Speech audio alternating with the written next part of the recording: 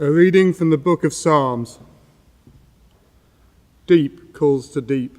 At the thunder of your cataracts, all your waves and your breakers have gone over me. By day the Lord commands his steadfast love, and at night his song is with me. A prayer to the God of my life. I say to God, my rock, why have you forgotten me? Why must I walk about mournfully because the enemy oppresses me? As with a deadly wound in my body, my adversaries taunt me, while they say to me continually, where is your God? Why are you cast down, O my soul? And why are you disquieted within me? Hope in God, for I shall again praise him, my help and my God.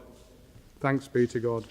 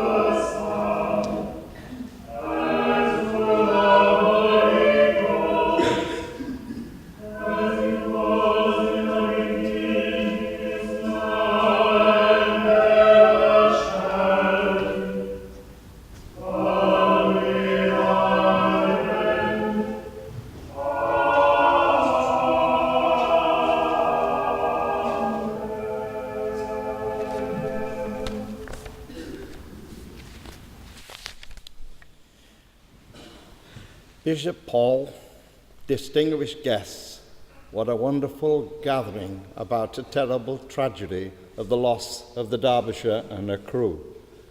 After 28 years of campaigning, up to the day that I was able to announce in the House of Commons that the real verdict and loss of that ship was that the truth had now been established, which Paul was mentioning before the end of the race, the end of the line. No, I don't think it was, because we're talking about seamen's safety, not only British seamen over the world. And what happened here about the Derbyshire was to establish that the institutional framework in which shipping and seamen operate is far too much in inertia and wants to jump to easy reasons as to why a ship was lost. And I've always wondered, been campaigning in safety for seamen, sailing out of this port many, many years ago, that I've often wondered, why is it when an aircraft goes missing, we search throughout the world for it? No expense. When a ship goes missing, too easy do we say it's lost to the seas, it's miles down, and we don't really know what happened, but we jump to conclusions. And also, because the evidence is not readily available, you say, due to bad weather. What this campaign has shown, what the Derbyshire Association have shown, that isn't necessarily the truth. It's avoiding the truth. And what this campaign has been about, which I'm very proud to be associated with, comes from a period as an ex-seaman to be always concerned about the safety of our seafaring and our ships. And I'm glad to see Bill Anderson here, who's been working with me all the time. It wasn't just the Derbyshire, it was about the safety at sea. So today, I'm really honoured to be attending here today about the Derbyshire in such wonderful surroundings, and one that I think shows great credit to those that have been involved. So, of course, it is about the memorial to a garden and a statue, and it's wonderful, and I look forward to going out and participating in the opening of that memorial and its dedication to the ship and to the crews. But at the end of the day, it is also about the Derbyshire Association, the family association. What a remarkable campaign that had a result they couldn't have hoped to have got 28 years ago, but they brought about great shame. Now, my association with seamen when this ship and safety was when the ship went down in 1980. I was already campaigning, concerned about the bulk carriers, because a number of the bulk carriers were sinking, and there was concern about the design of the ship. So I was concerned about that right at the beginning. And then, of course, I met the Derbyshire actual association, the Families Association. And therefore, to meet that family was quite an experience. As Peter McGrath was saying before, and he so vividly described the campaign, how it had its ups and downs. And I know that because I was very much with them in it. And it was when they made it clear to me that the conclusion she was lost in the weather was not good enough. They wanted to find out the truth. They wanted to be at peace with their people and the relatives of those that died on the ship. Simple enough demand, but it's always the case when relatives of seafarers who die in the process of their occupation, they just want to know the truth. They want to know what happened. They have to live with themselves. And that always happens when ships are affected that way and lost. And they said to me quite clearly, we are not satisfied with the use of saying, well, because of the weather, or as a typhoon as there was. And what they wanted was another inquiry. One of the difficulties, of course, the evidence was miles down. You couldn't simply go around and have a look. And I'm pleased to say it wasn't readily known that our approach to President Clinton was to give us Woods Hole Observatory, the submersibles, to look for the facts. And they readily agreed. And they found this ship in millions of pieces, miles down on the seabed. And then a remarkable investigation that brought all those bits together. It was tremendous, and began to see that it wasn't just weather, there were other factors, and that played a part.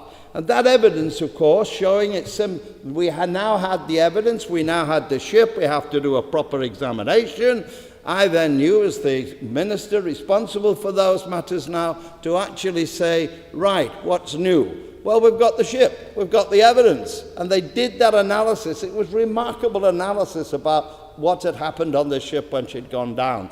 I can't go into the details here, you know them only too well. But at the end of the day, it was new evidence. That gave me the opportunity to say, well, if there is new evidence, let's reopen the inquiry. It's not it's lost in the weather and it's hidden down the bottom of the ocean. No, now we have evidence to start a proper inquiry, exactly as the Family Association was demanding itself. Not only association, the trade unions, the members of Parliament, the church, it came a community wanting to know what the truth was. Now, I have to say that was the first evidence when I reopened the inquiry. It was opposed in the department. Why? And what were the reasons given? Because it's too long. People's memories, we don't know enough. It's a kind of inertia, an institutional inertia that I began to find. And it came more and more in the Derbyshire, which we must guard against in governments and institutions concerning the loss of a vessel. So I pressed ahead and said we would now got the evidence, and I reopened the inquiry. But you know, that institutional inertia came through again. Because when they did the first inquiry on the evidence, they actually said, the reason is somebody left the rope locker on the bow of the ship open, so clearly it was the crew not doing their job.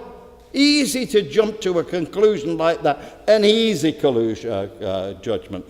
And then the association made it very clear to me, and other organisations that were campaigning, we don't believe it. Now really, for them to say that, they had a faith in their people, in their relatives, and they wanted the real truth, and they had a feeling, though they couldn't prove it, there wasn't the evidence for that. So we then re-examined the evidence. I ordered that they do that. And what did we find on the ship? Yes, there were problems with the ship. There were design factors. The design factors, the hatches, the faulty equipment where the water came in, and it became clear then that in fact on the proper analysis the truth came out of the contributing factors to the loss of the ship. And it wasn't that it was due to the crew, an easy assumption to make when a vessel goes down. No, it was the very opposite. There were factors of the weather. Of course there were factors of the weather, but there were other matters, and relatives want to know the truth. They want social justice, and we were able to show that. And I'm delighted to have, and I looked it up, Maria Eagle now, who's here today with us. She was the one that asked me the question on behalf of the Derby. What is the latest inquiry report? She followed on the wonderful work done by Eddie Lloyden about how we as a community, as Peter McGrath was saying before, how you actually can get to the truth. And I then was able to say on the 8th of November in Parliament in a statement to say the truth was the reasons I've just given. And the important point about that is here's relatives who are trusting us to find the truth, get told reasons they don't believe. And they were right not to believe. And therefore, what Derbyshire today, what the commemorations that we're doing today shows that when people get together and have a sense of feel there's something not right, even if they've got official versions of it, that shows a community acting with strength can deal with this kind of institutional inertia. I saw it in the front line because I said, I'm not going to do that, I'm going to do this. I couldn't say what the evidence was, but it clearly showed that if a community gets together, if it has a sense of justice, if it wants peace to live with the fact they've lost a loved one, you know, having to know that you've done everything you can. And I must tell you, the day I announced the inquiry on Derbyshire, the day I announced an inquiry, reopened inquiry back in 1997, which Peter was talking about, in 1997, I reopened other inquiries. A trawler from Hull called the Gaul, gone in 1970, all right, years before even they found the ship. And I'll tell you something, it wasn't governments that found the ship, it was the association that actually demanded and wanted to find the ship, and they did. It was the same with the Gaul. It was the TV company, no automatic to find out where the ship, which is the evidence to make judgment on. So to that extent, I then reopened up the Marchioness, another terrible example really, which I was able then to show the department had some responsibility, responsibility, and I apologise then to the House of Commons for what the inertia had done, had come wrongly to a wrong conclusion, and the department had played a part in the contribution to the loss of the Marchioness, which I always felt was the case. But the point I want to conclude on, it's remarkable. 28 years from when the ship is lost to when there's some statement and a number of inquiries. It's not just unique to Derbyshire. Neither is it unique that that all of them had relatives who didn't believe the first conclusion. So as a seaman, I was happy to have been in a position where I can say I don't accept it. Neither does Peter and Paul and all those who have been involved in this accept it, and the unions and the MPs. That's a force that can make a difference. But there is a tendency of this institutional inertia. And that's what I think we are commemorating. The garden today, the statue, all those facilities now that tell us when a community doesn't feel it's right, and it doesn't feel it's right, they campaign for justice. And you know what the force in every one of those relatives I've met in those lost, the 3 ships I've talked about, they just want to be at peace with themselves. They want to know what happened. They have an obligation to the persons that have died, the crew members, to do all they can to find the truth. And you can't necessarily rely on all the institutional framework to do that. I know the transport ministers took the view, no, but you must make a judgment.